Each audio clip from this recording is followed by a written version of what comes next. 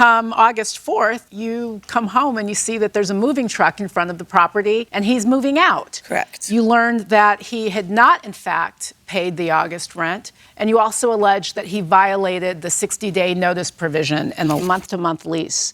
You're suing him for $3,068. You claim he owes you 2 months' rent for utilities, and he also owes you for some pet charges.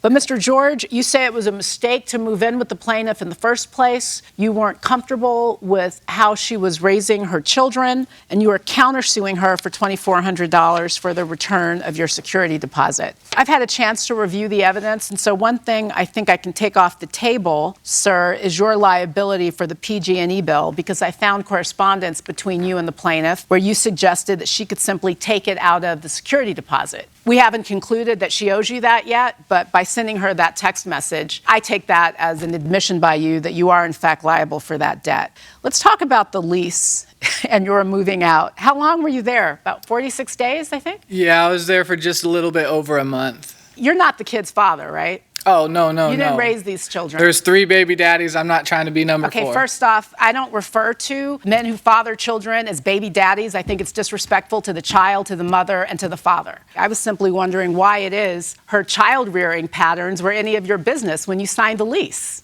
It just wasn't a correct living environment for my son. In what way, sir? You could hear her yell to her daughter's room, "Jade, get me a beer." So she's drinking all nights of the day. She's leaving at odd hours, 1 o'clock in the morning, 3 in the morning, and she's leaving her baby at home with her kids, saying that she has to make a run to the store real quick and she'll be back. I just couldn't have that type of behavior or activity around myself or my son. How long had you known her? About 10 years. So you knew her for 10 years. I want to talk to you, Ms. Ward. How did you meet him?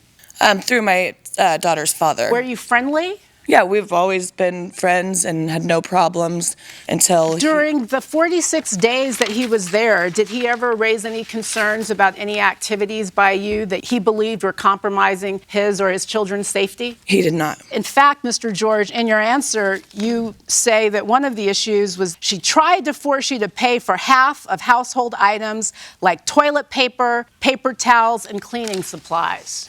I'm not sure if you're more concerned about being asked to pitch in for the toilet paper or if instead you're trying to build a case that she's somehow an unfit woman who goes out at night, which, by the way, it's 2020, women do that. So tell me why you aren't liable under the lease.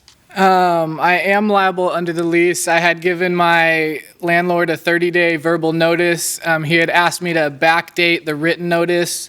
Because the first time I had given him a written notice, Bonnie used extortion on me if I were to move out. She threatened to have my son taken away from me in the courtroom. Is the threat in writing? Yeah. So I talked to my landlord. I said, I really have to move out. This had been going on for about 3 weeks, me and him saying, I can't be living in this type of environment.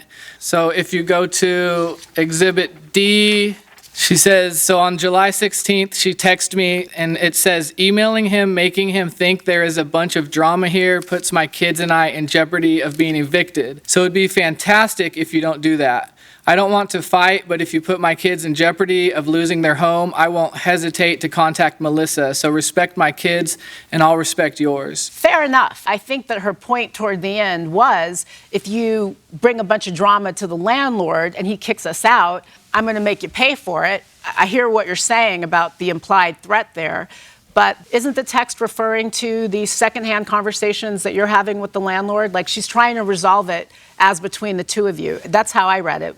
Why is that reading wrong? She definitely wasn't trying to resolve the problem. Bonnie was just a big bully when I was living there.